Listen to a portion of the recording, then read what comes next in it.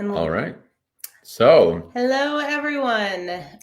Welcome to this installment of our Sing for Your Lives webinar, where we will be talking to Brian Luedloff and Gregory Camp about the transformational power of opera specifically. and hopefully we get Darla Diltz is supposed to join us, and hopefully she'll be with us here any moment. But let's go through and we'll just do some brief introductions of everyone. And I'm going to just do a little screen share. And here we are right there. Okay. All right.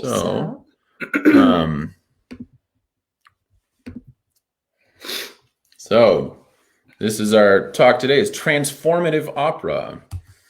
And one of our guests today is Professor Brian Luedloff, who serves as the Director of Opera Theater at the University of Northern Colorado, where he has directed more than 40 operas since 2005. He has also served as Artistic Director for Opera Fort Collins from 2011 to 2020. Professionally, Professor Luedloff has staged more than 70 productions for professional opera companies and theaters across North America. He has served on the staging staff of the Lyric Opera of Chicago, San Francisco Opera, Washington National Opera, the Dallas Opera, and Houston Grand Opera, assisting internationally renowned directors. Professor Luedloff holds the Master of Fine Arts degree from Boston University, where he served as a directing fellow from 1997 to 2000. Recently, he directed Brigadoon for Cedar Rapids Opera Theater, Hansel and Gretel for Opera Steamboat, and Salieri's Prima la musica e poi le parole for Universidad del Norte in Colombia. Our next panelist today is Dr. Gregory Camp, who I have known since high school, actually. Dr. Camp is a senior lecturer in music studies at the University of Aukland School of Music, where he teaches a wide variety of topics in musicology, music theory, and musicianship. He is the school's director of postgraduate studies and is also the artistic director of the School of Music Opera Workshop, for which he directs an opera production each year.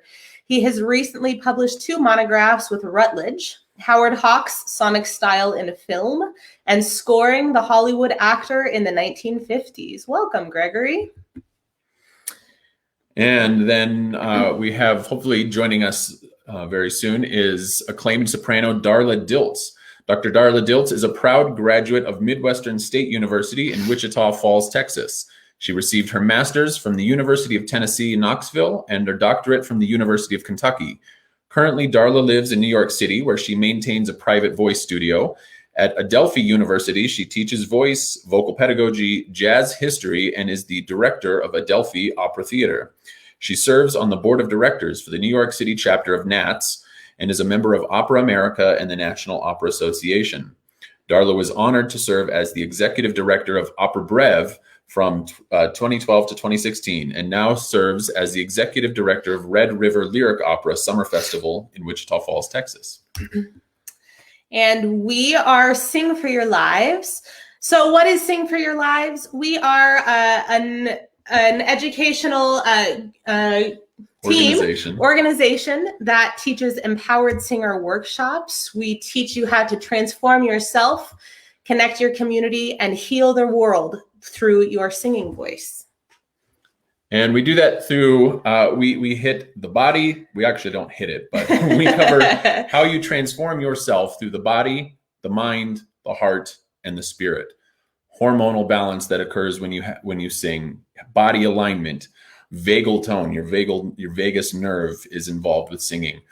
The mind, you recognize unconscious habits within your body and within your own daily habits that you can then change once you recognize them. These challenges equal opportunities that enable you for personal growth. Your heart increases, when we sing, we increase emotional intelligence. We enhance cardioenergetic exchange between people, and we improve heart-brain coherence. And spirit, we have a renewed sense of purpose. We sublimate negative emotions into positive ones, and we rediscover the joy of singing through these workshops.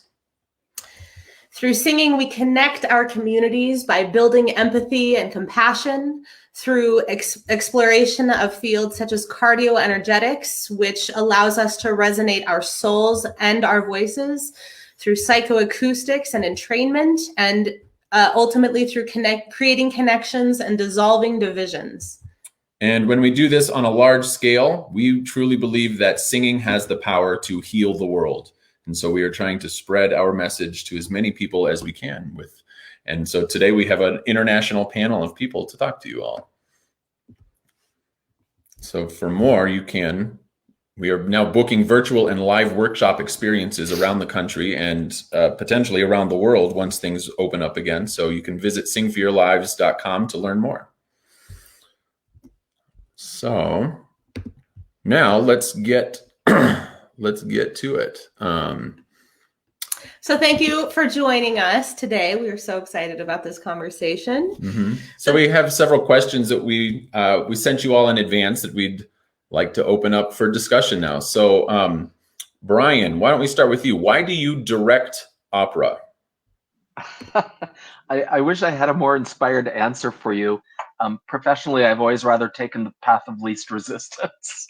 Opera is a recurring theme in my life. So I started out as a singer in conservatory, ended up pursuing a path as an actor for about 15 years, got out of the business altogether, sang for a hot 5 minutes, got out of the business altogether for 6 or 7 years, and discovered that while I missed the theater, I didn't miss acting at all. I loved it, but didn't miss it. And what I loved was being part of the product, part of the process, not necessarily part of the product. And so I went back to grad school rather midlife to pursue directing, and had an opportunity at Boston University.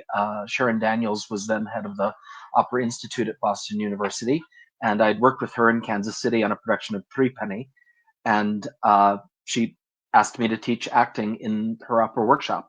And that's what started me down the path. And as I always tell my students, opera is a big business, but it's a really small world of people who do it. So, people I met at the Opera Institute, I got my first job at Boston Lyric Opera. And from there, the music director of Boston Lyric Opera at the time was also music director of Opera Theater of St. Louis.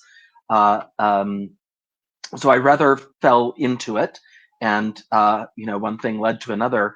But it's been a very happy serendipity for me, because directing an opera, the only analogy I've ever come up with is directing an opera makes me feel like a painter who has a full rainbow palette of colors to paint with, right? If I eliminate the voice, if I eliminate music, if I eliminate dance and movement from my directing palette, I have a very limited palette of colors. I love spoken theater. I love non-lyric theater. I go to it all. I'm going to see Macbeth later today. But I have fallen in love with the craft of opera because it is the most collaborative of all art forms. And because of that collaboration, for me as a director, I think is the most expressive. Wonderful. Thank you. Gregory, how about you? What got you into directing opera? Why is that where you settled? Well, it's kind of a strange journey in a way, because I've come at it from musicology, which sometimes goes the other direction. But when I was at Oxford doing my doctorate on Monteverdi's operas, and specifically look at their modern history, I had realization that, well, how can I study what goes on in an opera house in productions without having tried my own hand at it? How can I be critiquing other people's productions without knowing what it's like? So that's what led me to get into it in the first place. The first thing I did was a small concert version of Callisto by Cavalli while I was at Oxford. Then when I came here to New Zealand, I just noticed that in our School of Music there wasn't much opera going on. So I went to head of voice and said, "Do you want to have a go?" And for some, he said, "Yeah, go ahead." So I did, and we developed it into a whole project. So it's been really rewarding, and it's informed my writing and vice versa. So it's been quite interesting past few years. And like Brian, the craft of it I love, and the combination of elements and operations. Wonderful. And down there, do you typically do them with orchestras at the university, or is it with piano often? We do with piano. Wonderful. I'm going to extend that question to you. I didn't tell you I would, but you're the opera director here. So Right. Yeah, I guess so. I direct opera at Colorado Mesa University. And what really got me interested in directing opera before we were here, even back when I was still in school, I think was the large amount of creative opportunity that being a director grants you. You have so many different avenues for interpreting a piece of work. Obviously, you have certain things that are fixed. You have the music, you have the story, you have these certain elements that are sort of pre-programmed with they are the way that they are. You can make certain cuts and things, but then it's really up to the director to decide, okay, how is this story, how is the message within this opera going to best be conveyed to an audience? And how do I visually represent that in terms of the staging, in terms of the costumes and the sets and the lighting and all of that? You have a team of people. Hopefully you have a team of people.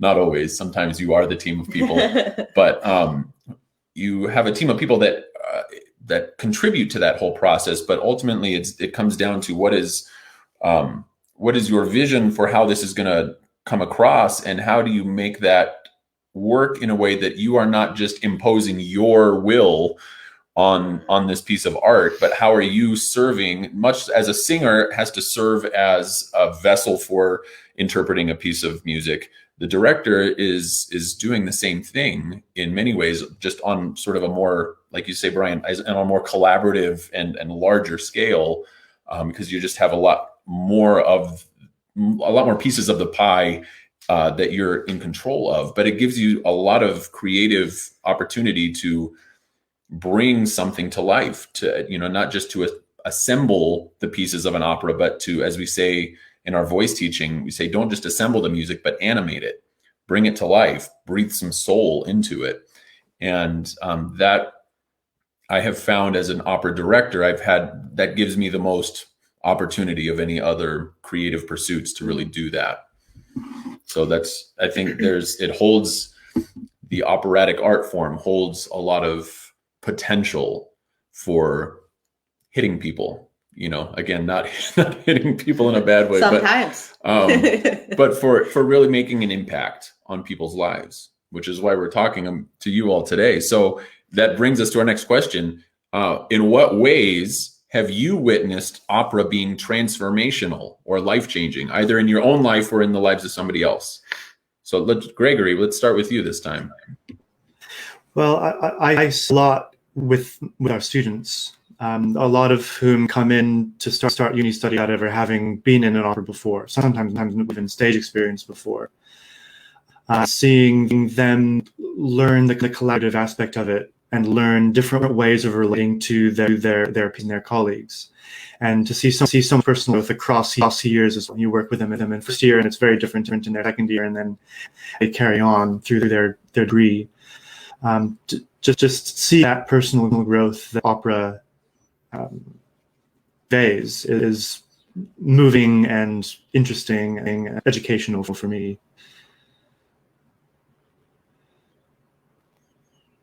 And Brian, how about you? Yeah, I would agree with Gregory that really, in some way, every opera that I work on in some capacity is transformational. Certainly at university, engaging with all levels of students, and at UNC we have doctoral students, master's students, and a whole bunch of undergrad students. So it's quite a wide range of experience. And that's honestly why I teach, is the transformational experience that happens in that process. But actually, when you asked that question, the first thing that came to mind was a production that the Honduras were involved with. Their son Leo played Trouble in a production of Madama Butterfly that I directed, and it was a production I loved. I don't know if anyone else did, but I set it just before and after the events of Pearl Harbor, so that Acts 2 and 3 of the opera take place in an internment camp, a concentration camp in California. So we tell the story that instead of Pinkerton coming back to Nagasaki to, claim his child, that Cho-Cho-san brings the boy to America to try to find him and gets caught up in the internment of Japanese Americans during World War II. And a few months, perhaps, I don't remember now, a few months after the production, I was in Fort Collins, I think, for a meeting, and I met someone who had been at, I think it was the second performance, who was the child of internees at one of the camps in California. And she thanked me for telling her family's story, that it resonated with that kind of immediacy. So even in productions of Butterfly that aren't set with such specificity, it's not an opera about a love story. It's an opera about imperialism and the consequences of hubris, right? So that was the first example that came to mind about opera being transformational, because it reflects, a 150-year-old opera still reflects our life experience in a very immediate way. I just did in addition to Così fan tutte at university, we did sort of a repertory weekend because we weren't able to do an opera in the fall. So I did a Baroque pastiche with our early music ensemble, and I based it on Daniel Defoe's book, A Journal of the Plague Year, which is a somewhat fictionalized account, a memoir account of the Plague of London of 1658. I mean, all this beautiful Baroque music. Speaking of Monteverdi, we ended with the final duet from Coronation of Poppea, just gorgeous. But I used monologues from this book as the dramatic sort of way of weaving all this varied music together. And the monologues that I chose were all ones that resonated with me because they demonstrated that humanity has not evolved in 350 years, that, during the London Plague of 1658, people refused to wear masks. They thought it was a hoax. They didn't believe it. They would congregate. They would socialize. There was, and so even that story and that music from hundreds of years ago resonated with such immediacy in these performances. I think that's the power of opera. Absolutely. Yeah. When we were, Leo was probably 1. So this was probably 6 or 7 years ago that Central City did Dead Man Walking. And that was, whenever we talk about the opera that has been the most transformational for us, this is the one that keeps on coming up, because right before intermission is the scene where his mother, where the murderer's mother is giving her testimony about this child that she raised. And I mean, every person in that room at that moment was a mother whose child had gone through something like this. And it was just this beatific moment of being able to empathize with someone who had committed this atrocious crime. And you felt his humanity in this moment through the words of his mother. And there was not a dry eye in the house. Every single person was just weeping at this. And we went to a Q&A afterwards with Michael Mays. Oh my gosh, I was like, Michael Hayes? I couldn't believe his name. Michael Mays. And you asked, I believe. I remember asking him, how do you, after doing something like Dead Man Walking, where it's so socially significant, there's so much importance to the story, just inherently to that story itself. How do you go from something like that to doing Bohème or Figaro or any of these other things? And his answer was perfect. It was like, I don't see it as any different. Yeah. All of those, Puccini, Mozart, Verdi, all of the other classics that we do all the time still speak those same messages. As long as you bring that to it, those operas don't do anything differently than Dead Man does. Dead Man may just do it in a more contemporary way, with something that is specific to our contemporary culture, but the human messages, the human experiences that are inherent within those operas are all the same. And so I bring that same level of integrity to those roles, and it holds the same amount of importance. And I didn't understand it at first when he said that, but as that response percolated for a while, that experience shaped the way that I approach my own performing and my directing as well. That it's not just about, okay, here's a neat piece of music that fits the voices that I have in my department right now. Here's an opportunity to really say something to, whoever may come to see it, certainly, but to the students that are involved with it as well, to the cast members that are involved with this opera. Here's an opportunity to hold up a mirror to say, here is some aspect of your humanity that you need to recognize and maybe come to terms with, and so that you can then choose how you go out into the world and interact with people. Right. Even though we're not dealing with the droit de seigneur anymore, we're still, Mozart and Figaro still have all of these implications on our lives, and seeing how ridiculous the Count is, or seeing the Countess still being in love with someone who has treated her like trash, and you can kind of see a little element of a current reality of your own life, or your friends' lives, or your own experiences in all of these characters. And I think that's the brilliant thing about opera. I have a question for Gregory. This was more for you, but for both of you, do you feel like as the director, because you both mentioned the importance of the collaborative effort and having this be transformational for your students, at what level do you think it's important for your students and transformational for your students? And then at what level do you think it's transformational for the audience that comes to see it? And where is your place in that as the director? I guess I see myself as just a guide. I think of it as trying to providing a frame. Then it's up to the cast and the orchestra, whoever's involved, to fill that frame. I don't like to be too dogmatic about things. It's collaboration with the cast as well. It's not like staff is here and students are down there and what to do. It's a two-way thing. We're training them to be participants in the process, as well as teaching them about what the process is. So it's some complicated balancing act, but that's part of the fun of the funnel. The benefit the cast have in the transformation of it is time, of course, because they're working on it for months and learning about the music and the text and the historical background and various contexts, wherever we bring the thing, for example. And then the challenge for them is to convey all of that to the audience in the performance itself. And the audience on the journey that they've been on, and then learn what the thing about. So it's really, to me, it's all about pedagogy. And obviously, because I'm at university, but I think even if I were working in a non-university setting, I would approach it the same way. When I go to the theater, I want to learn something. I want the show to teach me something about myself or somebody else or the world or something.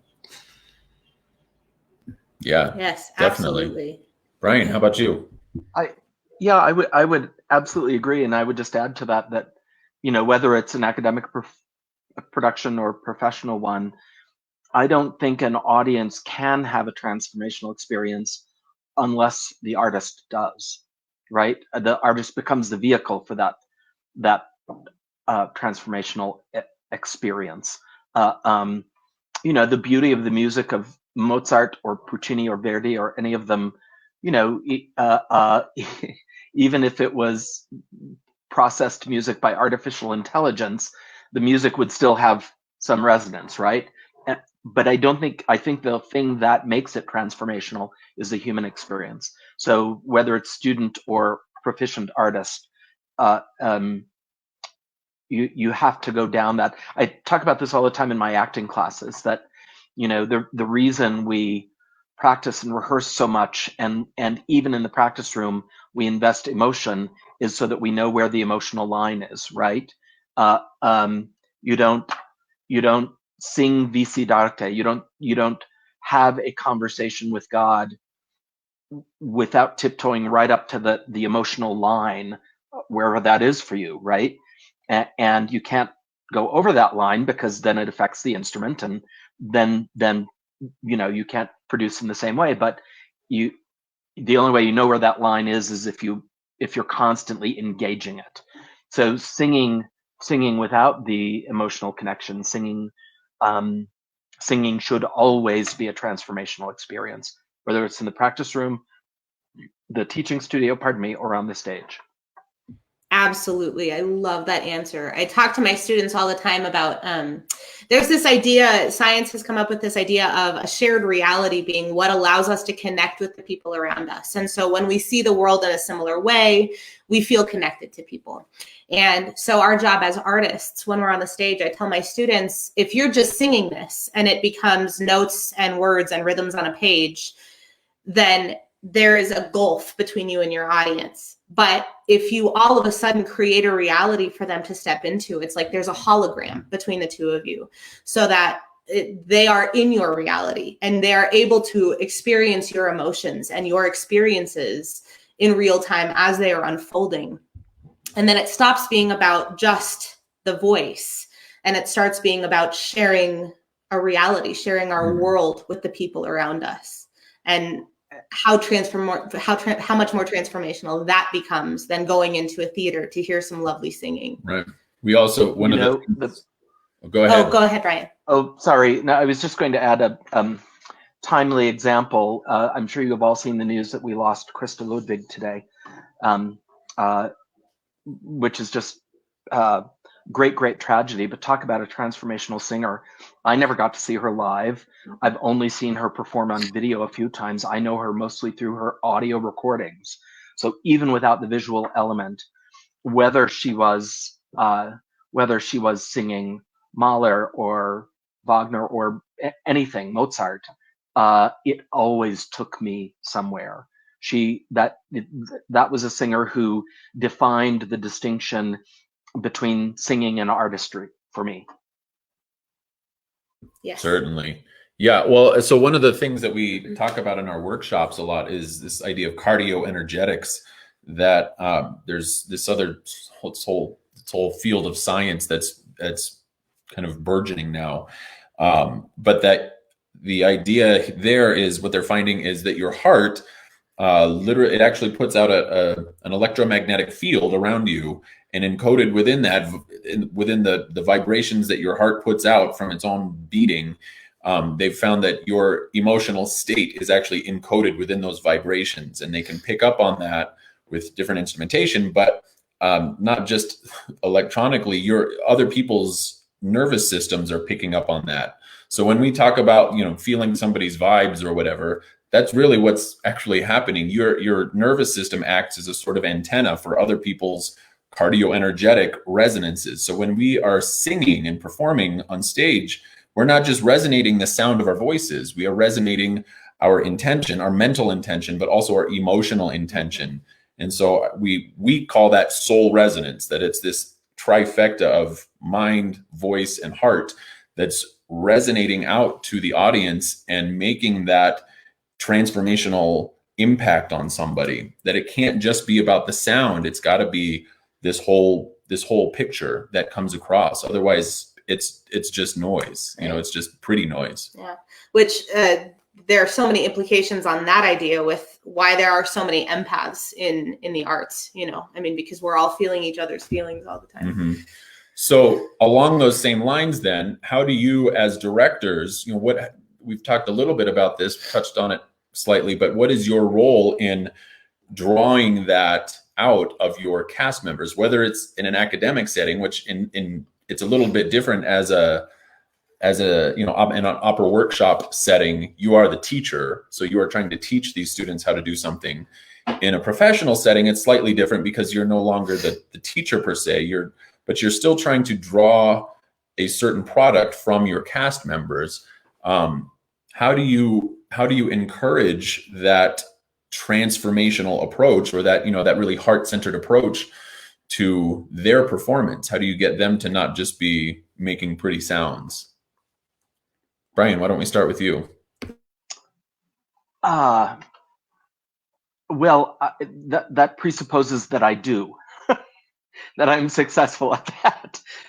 You know, the great things about working with professional artists, and I've been lucky in my career to have mostly worked with very emotionally generous people, people who do it because they love it and because it is transformational and because they want to share that experience. So I've been lucky in that regard. I don't. It kind of goes back to the question. You know, I tell my directing students there are really two kinds of directors.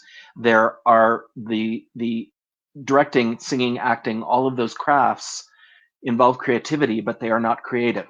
They are interpretive, because unless you're writing the opera, scoring the music, creating the libretto, you are taking someone else's work. And Gregory said this earlier, that, you know, we have a responsibility to interpret that work responsibly. So when I'm working professionally, I always assuming it's a situation maybe where the artists don't know me. I've also been lucky in that I have worked frequently with the same artists over and over again, so we develop a shorthand. But when I'm working with new artists, I always try to make sure they know at the very beginning of the process that I'm not a dictatorial director. This is not paint by numbers for me, and I will try my best to communicate my ideas, and that I won't, you know, I also don't believe directors, a friend used to call it director fraud, where, you know, you just sit back and tell the actor or the singer, show me something. That, you know, everybody's got to bring something to the table. But that what I love about it is the process, and I love to create an organic process. In the end, I will not be able to leap up on the stage and act it and sing it for you. So if I've done my work and I've communicated my ideas to you, and I've helped craft something that incorporates all of our ideas in a cohesive way that makes sense, then I've done my job. Otherwise, I've created director fraud. Do you find that, do you approach the process differently with your students than, you know, with a professional cast? I try not to, because I believe that setting the professional standard is in itself pedagogically sound practice.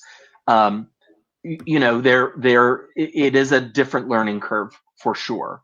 But at the outset, I always try to let students know, here's what the process is going to be like. This is how it's similar to what you might experience in a professional process. This is how it's different. You know, this year we did 2 operas in a repertory just a few weekends ago.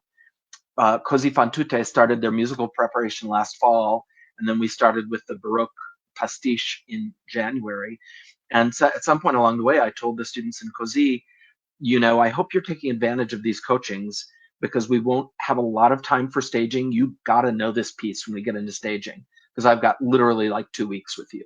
So it's kind of more like a professional engagement where you would be on your own. Coach, you'd have to learn it, and you take it to your coach, you know, your repetiteur, and you learn it. And then you come in and we all work together for a few weeks, and then we create something. I think that came as more of a shock to a lot of the students than not. But I don't, for me, there's not a huge difference in process between the academic and the professional, because the whole point of the academic side is to train, at least for me, to train by professional standards. I'm not just teaching the literature, I'm teaching performance practice. Absolutely. Yeah. Greg, how about you? Yeah, so in a lot of ways. Just for example, the year before last, we did Act 2 of Figaro, and trying to help get the students into that world, those characters. It, on the surface, from their perspective, difficult, because this is a piece that's a few hundred years old, and seems to not have a whole lot to do with their lives.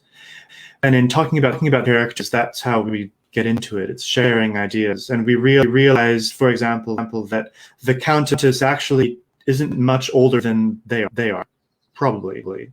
So you can set the very shortly after Bruceville, and she's probably what 17, 18 in that opera. So she's early 20s, or can be played that way. So immediately by showing that they're same age, that allows them a way into the Countess's mindset, and then the other characters, you can age everybody down a bit. But there's not that distance more, and they can think about their own experience and their friends' experience. And it all becomes much more personal. It's not these haughty characters have nothing to do with reality. It's them. So it's personalized. Yeah, that's a great point, Gregory. And I love teaching Figaro, Barbieri, and when I teach the whole Beaumarchais trilogy, because there's information in the Beaumarchais that you only know if Da Ponte in the Mozart and the Figaro. Da Ponte does a great job in adapting that Beaumarchais play, and it's very follows the play in a very literal fashion. But there is information embedded in there, such as Rosina's age and the 5 years have passed since the events of Barbieri. And students always seem to be astonished, because if they've seen a production of Figaro, especially in the US, where we've got these ginormous barn opera houses, they will likely have seen a 40 or 50-year-old sing the Countess, right? And they're always shocked to think that the character might be so close to their age and their experience of loving only once. We don't have any reason to believe that Rosina loved anyone else. And now this man that she fell in love with as a probably as a teenager has abandoned her emotionally. So I've never met a 20-year-old of any gender who could not relate to that situation. That's a great example, Gregory. Absolutely. Yeah. I find, in the directing that I've done with, because we have an undergraduate only program here, and so many of the students have never been in a production at all. That maybe they might have done a musical in high school, they might not have. And so for a lot of the students that I've directed, this is doing an opera or doing an opera scenes is the first time that they've ever been on stage acting and singing. And it's this totally bizarre new world for them to figure out what am I doing up here? How is this? What pit did I put myself into? But getting them to realize that, okay, this is not just about your voice right now. This is not just about making sure that you can sing well and, do the motions that I've given you to do, or, be at the right place at the right time. That it's about communicating something, and that it is about holding up a mirror for people to recognize some aspect of themselves and to learn something about themselves. Greg, like you said earlier, getting them to kind of not just cognitively understand that, but to really embody that understanding is sometimes a process. For some people, it comes really naturally, and they just know that's what their purpose is, and they can just do that. But for many of them, it takes a little bit more coaxing. That they have to break out of their shell a bit to kind of get out of the way of, well, what if I look stupid when I do that? And so getting them to not just to not worry about that, but to say, well, just look stupid on purpose, and then usually it works pretty well. After you kind of embrace the idea of, it's not about you, it's not about you looking one way or another. It's about you communicating something. And I think that, going back to the idea of opera being transformational, watching the process, especially over several years, being able to work with the same students over 4 years and seeing where they were their freshman year versus where they end up their senior year, and how much they're able to grow during those, during each production, but, over the course of their degree, especially when we do touring productions where we get to, do the same performance. Oftentimes, if it's a normal production, you do one, maybe two performances and then it's over. But with these touring productions where we go out to schools, they get maybe 8 or 9 or 10 performances, and you can really start to see, that they are starting to get the hang of it, and they're starting to play with it, and they're starting to, experiment with their performing, and they just start to grow exponentially that way. That's one of the coolest things, I think, as a director, as an educator too, is seeing that shell breaking open for those students and getting them to learn something about themselves through that process. Well, I think it's also a process of allowing yourself to be more vulnerable, right? Because when freshmen, when all of us go into school and we're all so scared to perform and so scared to be honest and to be silly and to look ridiculous, I think the thing that we end up shedding the most is the impediment to our own vulnerability and our own honesty, our own ability to be transparent in front of an audience. And as our confidence grows on stage, I think that's the thing that we gain the most, is the ability to sort of get out of our own way and to to strip ourselves of the idea that we should look a certain way or be a certain way. And then we can just access that part of ourselves that's the most honest and the most connective and communicative emotionally with our audience. Yeah. I always smile a little bit when a student tells me that, and we do these tours as well to schools, and very often a student will say, oh, I like being in, music and drama so that I can be somebody else. I like pretending to be somebody else. And I always smile a little bit, and I always think, if I ever get my hands on you, my job is going to be to convince you that you're not being someone else. You are being authentically yourself in the most vulnerable way possible. And I don't care what character you play. And speaking of Dead Man Walking, I often give that example. If you ever have to play the character of Joseph Desrochers, you're not, hopefully you do not bring that life experience of having killed someone, as much as sense memory experience. But you have to find something in your experience that is analogous, that takes you down the same road of rage and self-hatred in order to get you to where you need to go to fulfill the character. It's funny, the notions that some people have about what this craft is. I tell my student, and we do this exercise with each other all the time too. I have them say, I say, close your eyes, and I want you to try on this experience. You are this person in this situation, and this is what is happening to you. Imagine that this is your friend, that this is your parent, that this is your experience. You've been to a party, you have had too much to drink. What happens then if you feel like there's this peer pressure? Your cousin, right, is peer pressuring you into doing something horrendous and you're out of control of yourself. Can you imagine what it feels like to lose control of your own will, of your own desires, because you drank too much? I'm sure you can. You're in college. We were in college too. We know what that's like. But just that idea of Cynthia, oh gosh, I don't remember who she was quoting when she said this. She went to a Nats conference, and she quoted this on her Facebook, Cynthia Vaughn did. And the quote was, "That's not a high note, that's your soul."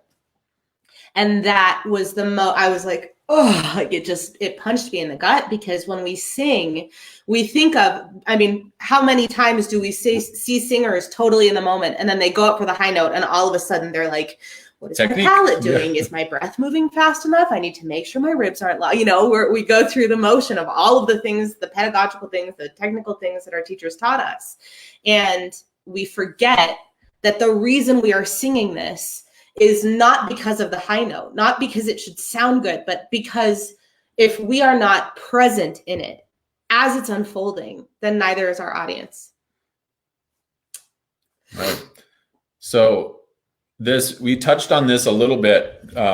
Greg, you were talking about, your students relating to the characters in Figaro because, they're actually the same age as I am.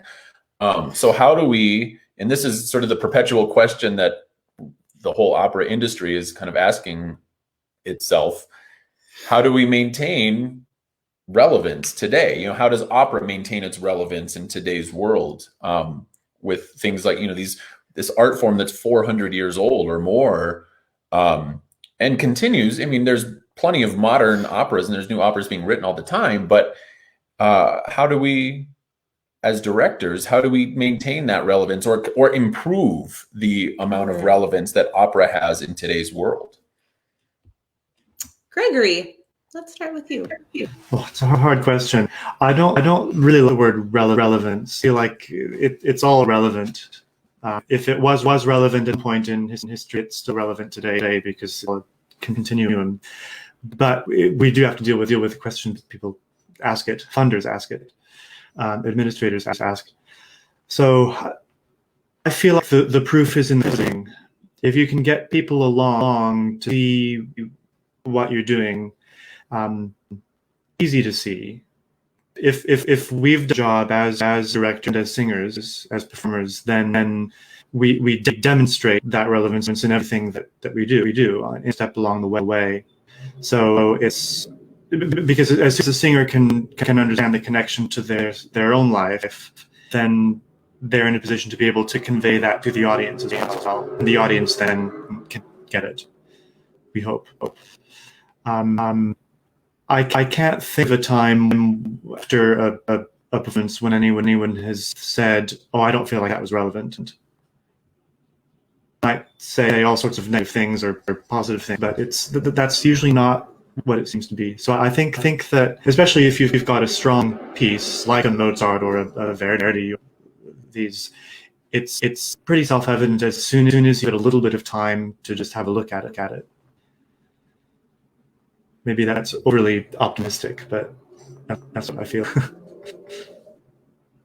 Yeah, I think, well, the thing that I have found is that for those of us that are in opera, it's like, we get it. It's like, it just, I remember seeing opera for the first time when I was in college, and it was like, I have to do that. It just kind of like, it just grabbed me. It, drew me in. I didn't seek it out. It didn't take a long time for me to start to appreciate it. It wasn't like an acquired taste. It's like I saw it and it just, boom, it just took me in.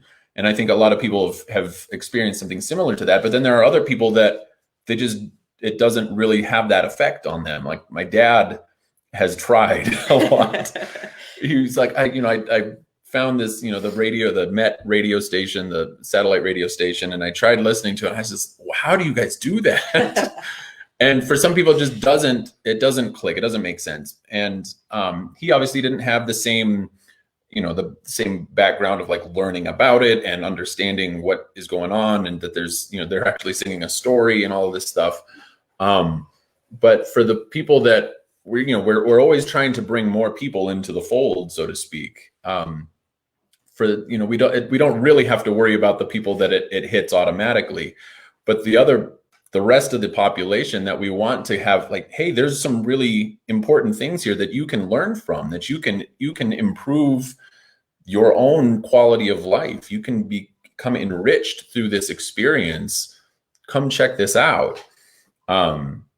That's, how do we get those people to really understand that that's really what they can get from this, that it's not just, like you say, it's not like some hoity-toity thing about, kings and queens and gods and goddesses and stuff. That's where I think a lot of the modern operas, like Dead Man, or Susanna was another, not modern necessarily, but some of these more contemporary operas that are in English for one thing and have a little bit more contemporary subject matter. I think those can serve a really important role for drawing in new people. But then the question is, how do you get those people there to begin with? I don't know that I have an answer to that. Honestly, Graham, I think the answer to the question, how do we keep a 400-year-old art form relevant, is that we get out of the way.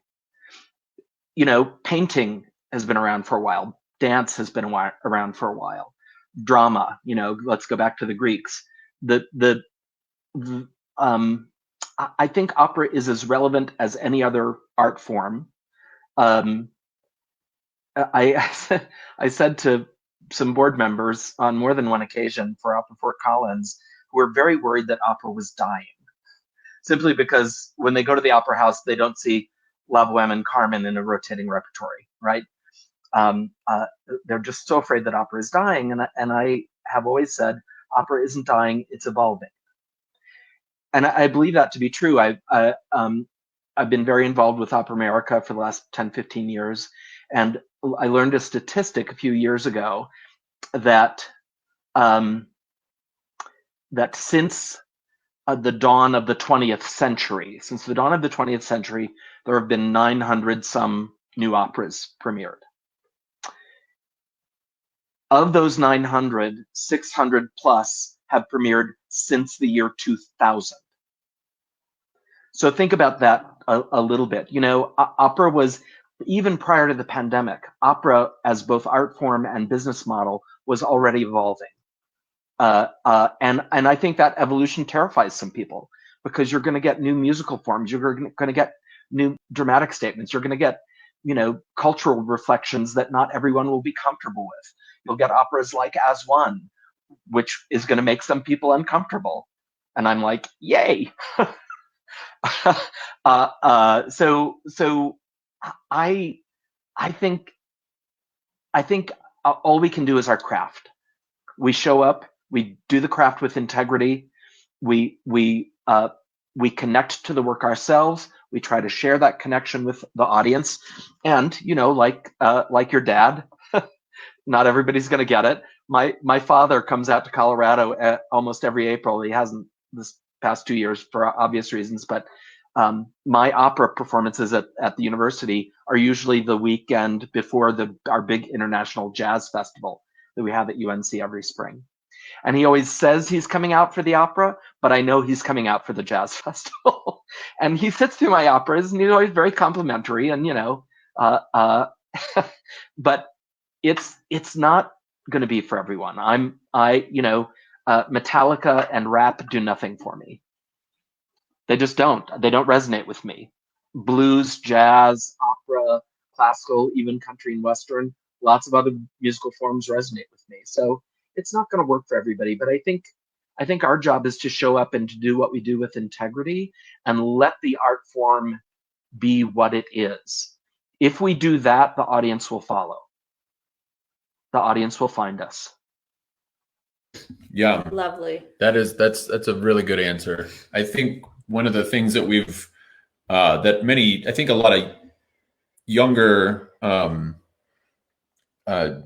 singers, people that are kind of coming up or have been coming up, I wouldn't even say younger, just like people that are in the business right now, young for opera, I suppose, is one of the things that we try to achieve is getting some of the older preconceived assumptions about what opera is to be sort of like, let's leave those in the past, you know, that it's just for old, rich white people, and that that it's not, I guess, relevant is the word that I keep coming back to, but that it doesn't have, you know, maybe this isn't relevant to you. This is only relevant to these people that can afford to come see it, you know, where everybody's trying to get a wider swath of society to be, at least to be aware of what opera is and what it does and what its potential is. And so, you know, I think a lot of young singers today, they see that relevance to their own lives or their own experience in the art form, but we don't always see that generation of people in the audience because for whatever, they can't afford to go see it, or they choose to spend their money elsewhere. I think there's so many people there's so many young people that are coming up trying to become opera singers, but not necessarily becoming opera consumers. Yeah. And I think there is, if just as much, if not more, opportunity for this transformation to go and see an opera as there is to, you know, be in an opera. And so that's, I think, maybe where I'm headed with this question is how do we do that? I don't know. Maybe that's not our job as the director. And I'm curious to know Gregory's ideas about this as a musicologist, because, you know, you mentioned, how do we convince people that opera isn't a form just for rich white people? Well, that is the history of opera, right? That the pendulum swings between it being a public form, a populist form, or an elitist form. And students are always shocked to find out that the Metropolitan Opera in New York City, probably one of the greatest opera houses in the world, where tickets start at $150 or whatever, that company started as the antithetical solution to I forget the name of the company, but the Society Opera Company of New York, the Grand Opera Company of New York, or whatever. That the Metropolitan started as a populist place for opera to be seen by the public. That's how the company got its start. And of course, it's hard to produce Aida unless you have a lot of big money donors. And so the cycle sort of continues, and now, the pendulum has swung again. But I think both in art form and business model, if we allow the art form to evolve, the business model will follow to accommodate it. So that maybe we're not in the big opera houses anymore. Maybe we're watching a little one-act opera in a tavern. Opera on Tap produces something, and maybe that's the first experience someone has with an opera. I'm all for mainstreaming opera and bringing people into the opera houses, but I think it's time for us to get out of the opera houses. But I'm curious to know what Gregory thinks, just from that musicology perspective and the history of the evolution of the art form. Yeah, it's a really good point you make about the pendulum swinging. Because if you look back to 7th century Venice, it's more like Broadway today than it is like Opera Day, because it's public, it's competition, it's who gets the best singers, it's who has the silliest plots, who has the best tunes, that kind of stuff.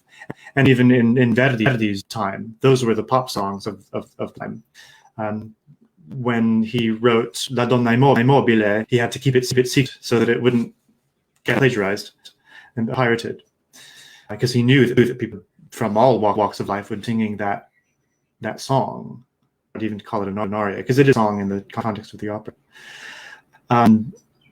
So I think the history of the genre shows that maybe kind of like a cockroach, it survives no matter what you try to do with it. It's been around for 400 years. It's never really disappeared at that time. And it's changed what it is. The consistency of what opera is quite a lot, of course.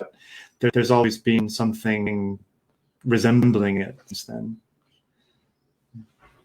I like the cockroach analogy. That's good. Just won't die.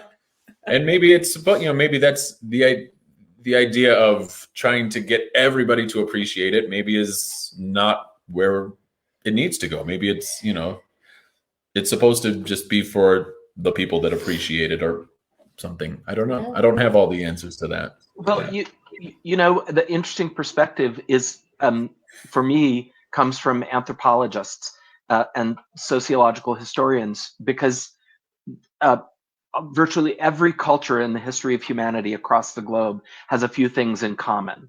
They have some kind of fermented beverage like beer, right?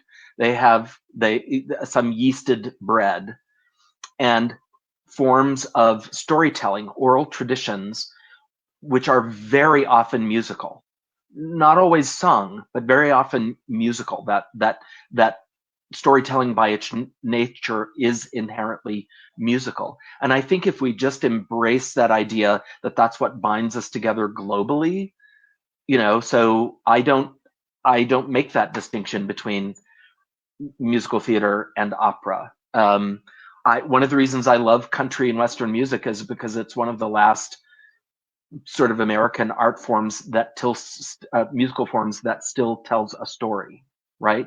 There's a journey, there's a beginning, a middle, and an end. I love ballads in country and Western.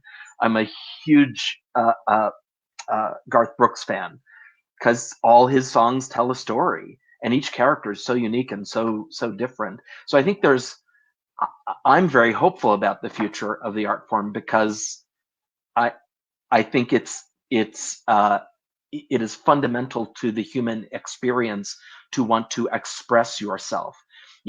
You come out of the womb and the doctor, slaps you on the ass and you scream. And that first scream is your first aria. I always tell students that is your first aria. And you as a child, you're a natural storyteller and you want to tell your story, and you may invent part of your story. It may not all be true, right? But then as we start adulting, we stop telling our stories. And so I find so much of my work in educating young singers is getting them to tell their stories again, telling them through the context of the character and the opera they're in, but tell us your story. Who are you in this character? Absolutely. Yes. Yeah. That's what a couple months ago we did. One of these webinars was called Storytellers. And we talked about that exact thing, about how the art of storytelling is so fundamental to the human experience, like you said, and now we are able to explore who we are and see ourselves in somebody else through that experience of telling a story in any of its forms. That all of the different art forms, whether it's singing, whether it's music, whether it's dance, whether it's painting or writing or what have you, they're all different versions of storytelling. And the more honestly we tell that story, especially the stories that are difficult to tell. I always think of the movie American History X, and Edward Norton did the most awful but amazing job of portraying a skinhead in that movie that I hated him for. Like, I didn't want to see any of his movies. I didn't want to see Fight Club. I didn't want to see anything that he was in because I was so angry at his portrayal of a racist, just this terrible human. But if he hadn't done that good of a job, then we wouldn't have been able to explore how heinous that person was, And I think the beauty of that, I have spent my whole life, fighting for equality. I am loud and obnoxious and I fight hard for it.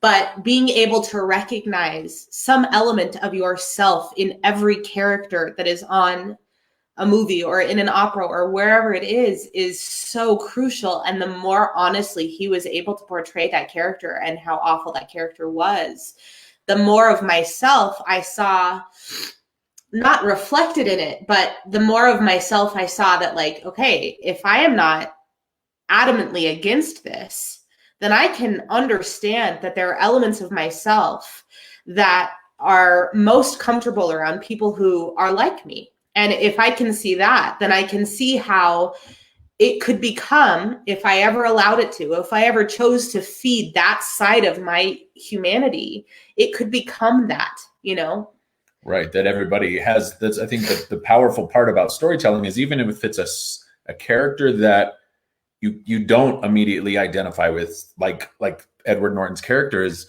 it's like, that's not me. How could anybody ever do that? Right. But then he also becomes this relatable character by the end of the movie that has compassion for his family and has love for people. Right. And it's like, well, wait a minute, he's this evil person. How can he have these positive qualities too?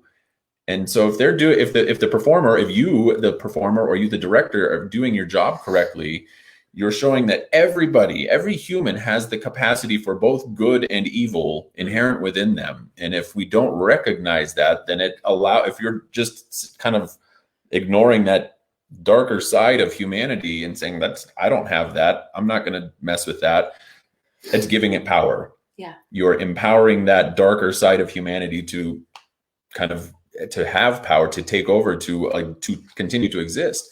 If we recognize that we have that capacity within all of us, then we have the consciousness of it. We have the ability to choose otherwise. Yeah. And there are 100 operatic characters that reflect that. But think about Giovanni. Giovanni has no redeeming qualities as a human being. And yet Mozart and De Ponte have crafted him in such a way that as an audience member, all of us are Elvira, right? We're all a little seduced by him, no matter how badly he treats us or we see him treating others. Why does Leporello stay with him? Right? So there are so many operatic examples of that, but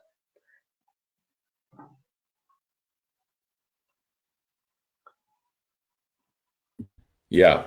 Absolutely. The perfect example, and then you know, things don't end well for Don Giovanni, but no matter how much you know that, yeah, there's still that, like, he's the bad boy of opera or whatever, and so people are still attracted to that somehow. And all of the characters within that show, even if they hate him, you know, you can kind of see that there's still, even like Don Ottavio there's probably some element of jealousy there because he's the one getting the girl. Don Ottavio is the one that's kind of left in the left. Well, Don Ottavio, a complicated character because he keeps saying, you know, vendicario vado, but he doesn't go do it. So what keeps him from doing it, right? Yeah, absolutely. Absolutely. Yeah. So our last question dealt with if there are specific styles of opera or schools of opera, verismo, or, you know, what have you, that you feel like are the most relatable, that you feel like are the easiest to bring out the reality in those. Mm-hmm. I am super fascinated. I mean, I'm super fascinated in both of your answers. Gregory, because you spent so much of your focus on Baroque music, which, to be completely transparent and honest, is not a style that has ever really resonated well with me personally. I'm interested to know your answer in this, especially as it pertains to Baroque music. Yeah, well, by virtue of having done a doctorate on it, Monteverdi is kind of my guy. Although I had the chance to direct anything by him really yet. There's a challenge with the instruments and everything. But it's both the music, it's the poetry, especially Coronation of Poppea by Busanello, and the way that Monteverdi's poetry is so, he pays such full attention to syntax and all of the things. All of the characters are so fully rounded, even if they're only on stage a little bit. You get into who they are, and they're so much well. So some of the things that the Empress Ottavia and left by Nero says are shocking. In her big monologue, Disprezzata Regina, she says, we women are cursed to give birth to birth to our own destruction, because the male child that comes out of us then comes around and oppresses us. Really, really, really powerful. So, I mean, when I teach it, every students are surprised that something that old be so so powerful. And then there are examples of that all the way through Poppea and Uli, and Orpheus quite different, but even there it's strong messages. So that's where I feel really at home in a. But there are other examples too. I mean, my favorite thing I've ever staged, I think is the Court of Middlemen now. And I learned during that Mozart gives you all the answers. You don't have to even. He tells you where to stand, tells you who's forward at each point. It's all there. It's all coded in music. So you just have to find it. It's the hardest thing. It's the easiest thing, because the answers are there, but you have to figure out where they are. We watched a recording of Oreste Dayane a few years ago. I don't even remember who this was. It was somebody who I hadn't heard of. But I felt, before she even stepped down onto the stage, I felt this woman's, like, just ire. Like, she was so angry, and it was so visceral. And it was like, this was all in the score. There's nothing in this aria that was not already, you know, prescribed by Mozart. It's brilliant. Absolutely. Thank you. Brian, what about you? Boy, I don't think there's a sort of singular style or form or period of music or composer or school of music that it is necessarily more expressive in that regard than the other. You know, I would say Puccini was the composer of my youth. Verdi is the composer of my maturity. And after this Baroque pastiche I just did, you know, I came to Baroque music a little bit later in life in terms of my appreciation for it. And I've always loved the Italian Baroque. I've always loved Monteverdi, and but we included a lot of Rameau in this pastiche because we had a choreographer and 5 dancers that ended up becoming so integral to the experience and evocative of what we were trying to do. I set this pastiche we did about the pandemic, about the plague. I set the first half in 17th century London, 1658 London, and then I set part 2, 2020 in any hospital ICU. So all the dancers were wearing blue surgical scrubs. And I just remember we opened Act 2 with a dance from the Orage from Platée, I think. I don't remember. But a beautiful Rameau. And that first dancer comes out on stage in these blue, and starts dancing. And Rameau's music is so distinct from, certainly from Lully or really any other Baroque composer. And I had not always been a fan, but now that I have this personal connection to the experience of Rameau, I'm like diving into Rameau. I can't wait to learn more Rameau music. So I think it all has a place. I think it all speaks to me in different ways. Professionally, I love doing contemporary opera. I love doing new opera with students because they can't go to the library or YouTube and look up videos to learn it, right? They encounter the printed page and that's what they've got to work with. So I love doing new work, but I think each sort of school of music and period and style has its own thing to teach us. Absolutely. I love that. I think I spend more time probably doing new work than I do anything else. And I've always think I was probably 5 or 6 and playing something from Bartók's Mikrokosmos. It was one of the first things, early piano days. And my mom didn't believe me that I loved it. She was like, no, you don't. That's not beautiful. That's not what you love. And I was like, no, but I really do. And it has stuck with me that I still feel very drawn to like the 20th and 21st century stuff. And I think as I think about it more and as I think of kind of who I am as a person, I think I feel so connected to those characters, partly because of the crunchiness of the music, because I think when music is so tonal and so consonant and you're dealing with all of these crunchy emotions, it doesn't feel authentic to me personally. I feel like I need the dissonance to experience the emotional dissonance as well.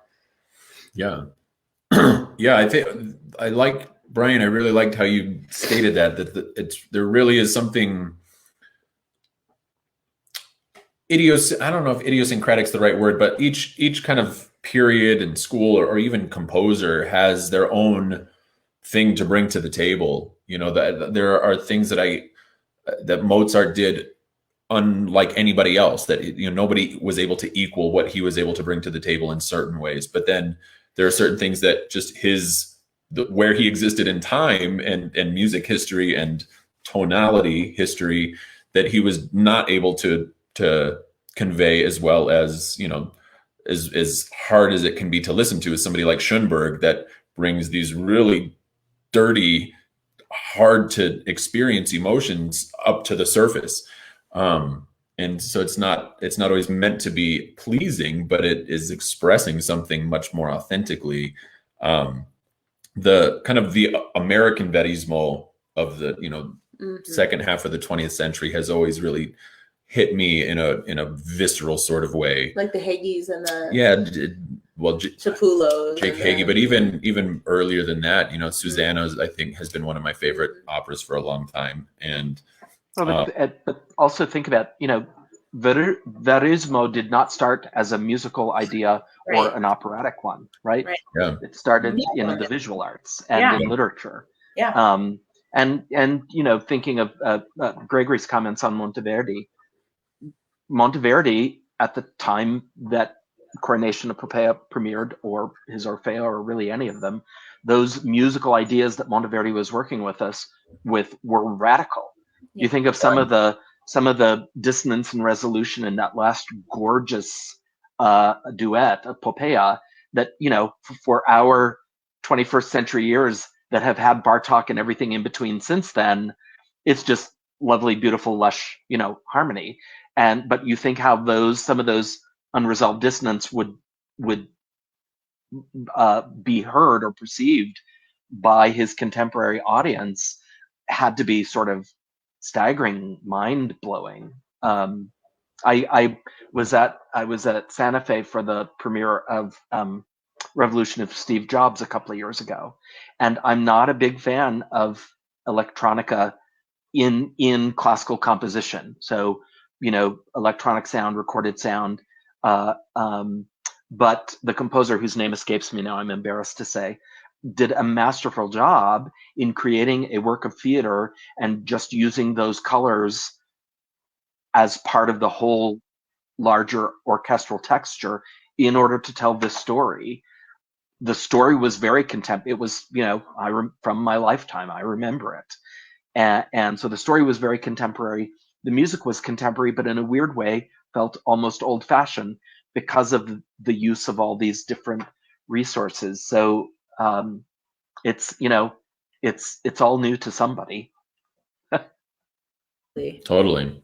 Yeah. Well, and I think I actually in grad school, I wrote a paper about the parallels of Monteverdi's writing and Leoncavallo's writing there, because I keep finding all these melodic things that are, you know, it's using the music to bring out the natural qualities of the Italian language, and they found the same stuff. You know, there are all these things in Orfeo's aria. I'm like, this is absolutely something from Pagliacci. You know, these just the way that he uses those melodic pieces of material to bring out, to accentuate the natural cadences of Italian.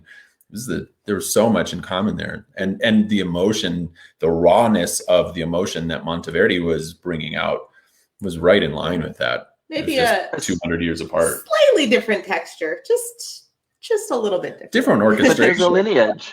There's a lineage, you know, in each of the, certainly in the Italian school, it's so, you know, Verdi is not Verdi without Donizetti, Yes. you know, without Rossini and Donizetti, and they are not who they are, and you can trace it all the way back to Monteverdi. Yeah. There's definite lineage. Mm-hmm. Yeah. Well, this has been so enlightening. Thank you guys both for joining us today. This has been a really engaging conversation, and I hope you guys got as much out of it as we did. And I hope anybody watching out there was able to glean something transformative from this as well. So, thank you all for joining us. Thanks for having us. Absolutely. Have a good one. Yeah.